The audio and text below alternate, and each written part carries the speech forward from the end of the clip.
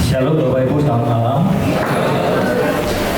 Saya nggak tahu apakah teman saya yang kepanasan karena saya berdiri di depan hamba Tuhan senior nih.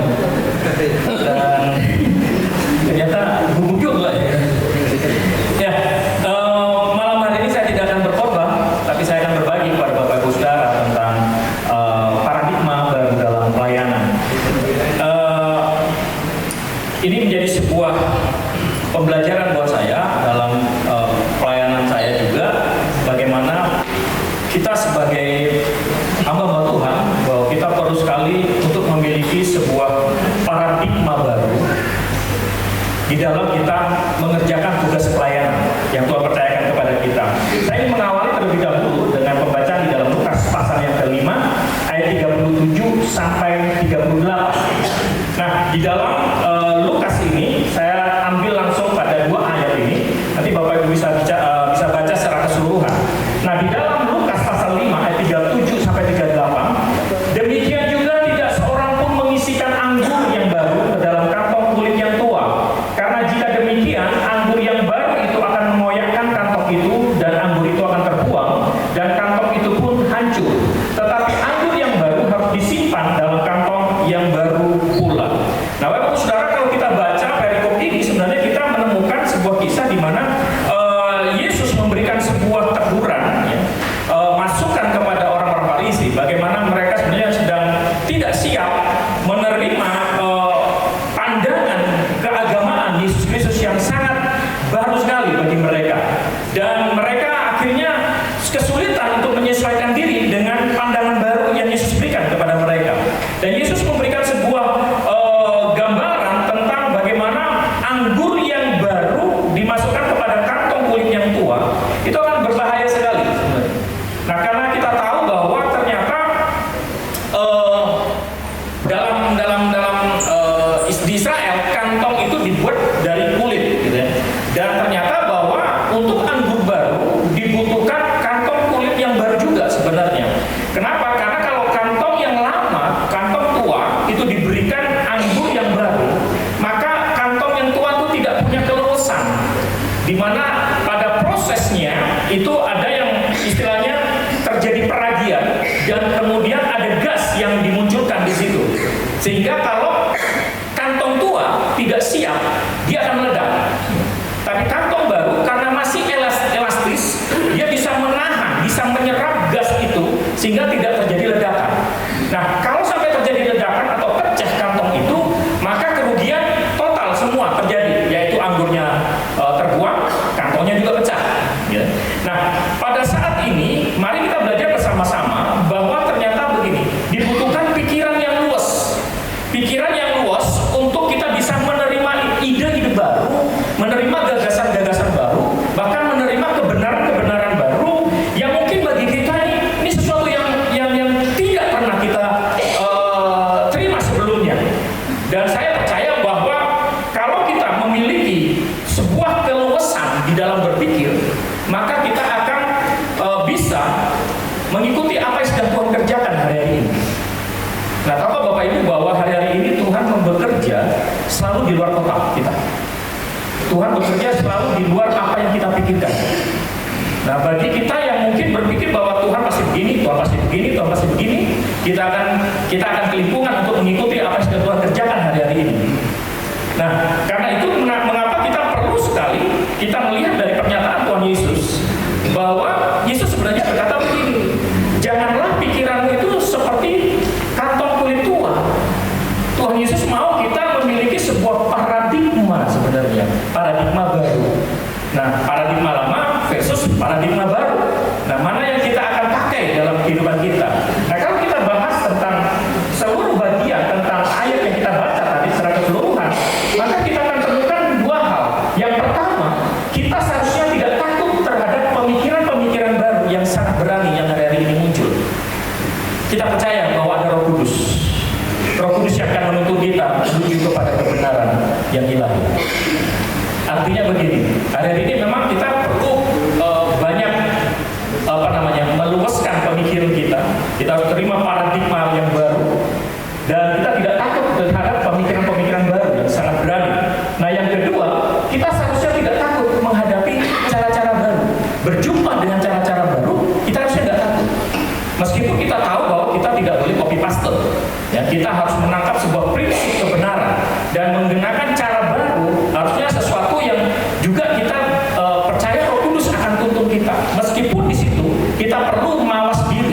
Kita perlu bijak dalam menghadapi semuanya.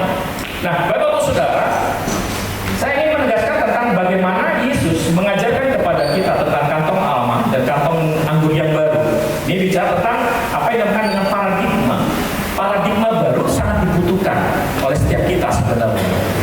Kata paradigma itu berasal dari kata bahasa Yunani, ya. Paradigma. Dan ini merupakan seringkali digunakan sekarang ini persepsi, asumsi, teori, kerangka acuan atau kacamata. Kalau kita pakai kacamata hitam, maka semuanya akan hitam. Dan kita akan berpikir semuanya ya tentang hitam aja, gitu. Tapi kalau kita pakai kacamata hijau, ya semuanya akan hijau. Dan itu akan membuat kita bisa, kalau kita pakai paradigma yang baru, ya, paradigma itu sesuatu yang baru yang akan membuat kita bisa menuntun kita membuat keputusan berdasarkan kerangka berpikir itu yang kita gunakan. Nah, makanya sangat penting bagi kita untuk kita mesti berani mengenakan paradigma baru. Dan saya yakin sekali bahwa kalau kita bicara tentang paradigma baru, kita tetap harus melihat pada kebenaran firman Allah aslinya. Bukan asal kita pakai paradigma yang sebenarnya berlawanan dengan firman Allah. Nah, Bapak-Ibu Saudara, saya hanya ingin mendorong kita semuanya pada malam hari ini bahwa ternyata begini, mengubah paradigma itu tidak gampang. Mengubah paradigma itu sangat sulit sekali. Betul ya? Gampang atau sulit? Sulit. Nah, tapi saya percaya bahwa kalau hati kita terbuka kepada Tuhan, apa yang sedang Tuhan kerjakan hari ini, saya yakin kita akan bisa mengikuti apa yang sedang Tuhan kerjakan. Dan paradigma baru sangat dibutuhkan. Dan biasanya begini, bahwa orang kalau sulit mengubah paradigmanya, dia berkutat pada paradigma lamanya, maka yang terjadi adalah dia enggan untuk berubah. Sangat enggan untuk berubah. Orang Farisi mempertanyakan kenapa Yesus tidak berkuasa, gitu. Karena mereka menggunakan masih paradigma lama. Yesus mengenakan sebuah pandangan baru, menodorkan sebuah pandangan baru kepada mereka, dan mereka nggak siap di situ. Dan seberapa banyak yang siap kalau terjadi kebangunan rohani? Meskipun kebangunan rohani jangan dilihat sebagai KKR, ya. Kebangunan rohani bisa terjadi tiba-tiba Bapak Ibu lagi ketemu sama orang, tiba-tiba di jalan orang itu minta didoakan.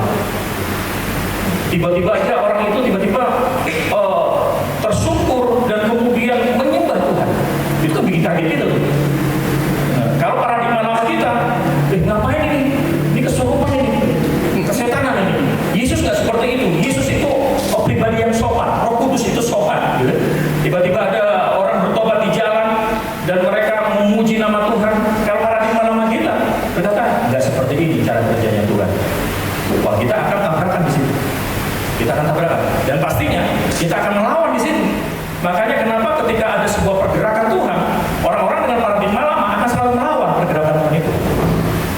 Nah, mari kita belajar bersama-sama bahwa seringkali musuh dari paradigma baru adalah perasaan takut. Perasaan takut, kemudian perasaan takut itu bisa jebakan karena sulit untuk keluar dari zona nyamannya. Kemudian bisa terjadi karena sebuah tradisi atau kebiasaan.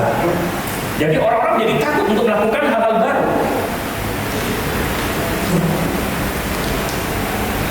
Kita akan mengadakan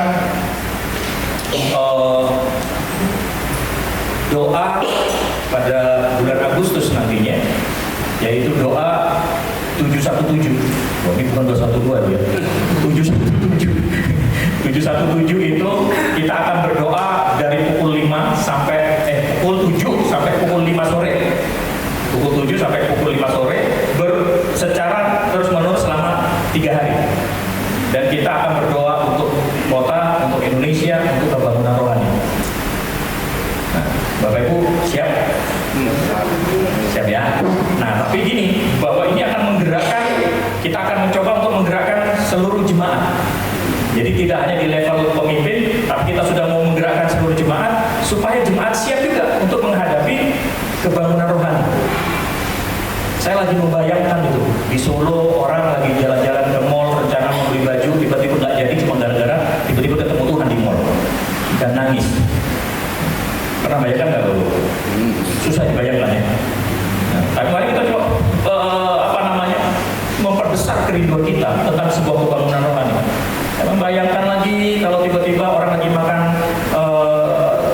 sate kambing di mana itu dekat Luwes itu. Pak Manto, wah Bapak hafal banget.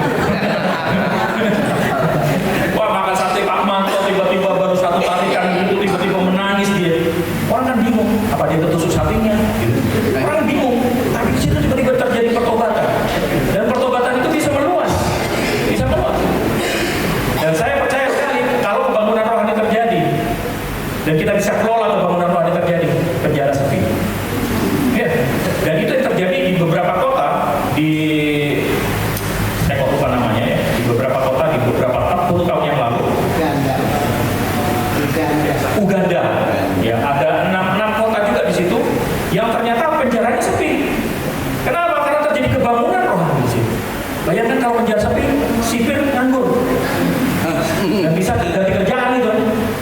Nah, tapi mari kita belajar melihat begini bahwa perubahan itu bisa Tuhan kerjakan kapanpun. Pertanyaannya adalah apakah paradigma kita siap menerima itu? Kalau kita berkata begini, ini nggak seperti biasanya. Nah, kalau sudah nggak seperti biasanya itu yang mudah. Kita biasa cenderung apa? Menolak. Kita cenderung melawan gitu. Kita aja kena kadang ujian sekali. Kira-kira kita di gereja gitu ya, ujian pelan, terus lalu cepat, pelan, khotbah. Kadang di balik kita langsung pusing kok. Ujiannya sekali dan itu cepat lagi, cepat habis itu firman. Wah ini nggak biasanya, langsung ngomongnya gitu. Ini tidak seperti biasanya. Ini kita langsung kaget gitu. Kita langsung kaget. Nah hal-hal yang seperti ini kadang kita harus belajar siap bahwa ternyata begini. Itu selalu bergerak di luar apa yang bisa kita pikirkan. Dan ketika Tuhan bergerak seperti itu, dibutuhkan orang-orang yang siap, yang punya keluasan, punya kelenturan dengan apa yang sedang terjadi. Nah, Bapak-Ibu Saudara, saya akan langsung masuk pada begini. Poin yang pertama, setiap pemimpin harus berani bertransformasi. Jadi setiap pemimpin, siapapun itu harus siap bertransformasi. Dan orang yang bertransformasi itu berkaitan dengan paradigma yang baru. Makanya kita lihat di sini bahwa begini, sebagai pemimpin kita harus tetap berada di depan, melihat banyak hal ketimbang orang lain dan harus melihatnya lebih cepat dari orang lain.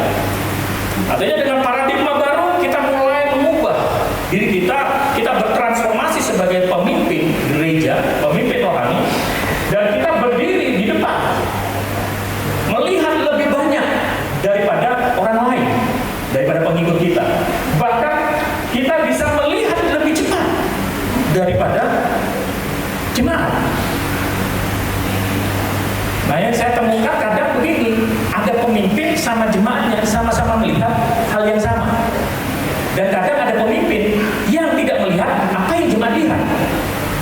Berarti ada persoalan di kepemimpinan itu. Makanya kenapa kalau kita ingin melihat sebuah pembangunan rohani, kita harus melihat lebih cepat dulu. Bayangkan kalau pemimpinnya terlambat melihat dan lebih cepat pengikutnya melihat. Wah, ajaib itu. Itu berarti pendetanya ketinggalan itu. Nah, sebagai pemimpin dibutuhkan paradigma baru untuk kita mulai masuk pada sebuah transformasi diri. Bahwa kita harus tetap berada di depan, ya, tapi kita harus melihat lebih jauh daripada pengikut kita, dan kita melihat lebih cepat, lebih banyak daripada pengikut kita. Di hadapan saya ini pemimpin-pemimpin visioner, dan saya percaya Bapak Ibu melihat lebih banyak, lebih cepat daripada jemaat Bapak Ibu. Amin. Dan Bapak Ibu sedang melihat apa yang akan sedang Tuhan kerjakan di kota kita. Elia satu kali bersama Ahab, kemudian dia melihat, dia katakan sudah ada awan, gitu, segumpal setelapak tangan, dan dia melihat itu. Ahab nggak melihat. Nah makanya kenapa perlu pemimpin selalu ada di depan dan dia mampu melihat lebih jauh, lebih cepat, lebih banyak daripada pengikut. Di hari-hari terakhir seperti ini, di jam-jam terakhir seperti ini, kita butuh itu. Supaya kita bisa membawa pengikut kita, orang-orang yang Tuhan percayakan, domba-domba yang Tuhan percayakan kepada kita untuk mengalami apa yang Tuhan kerjakan di depan sana. Sebagai pemimpin yang imparsial,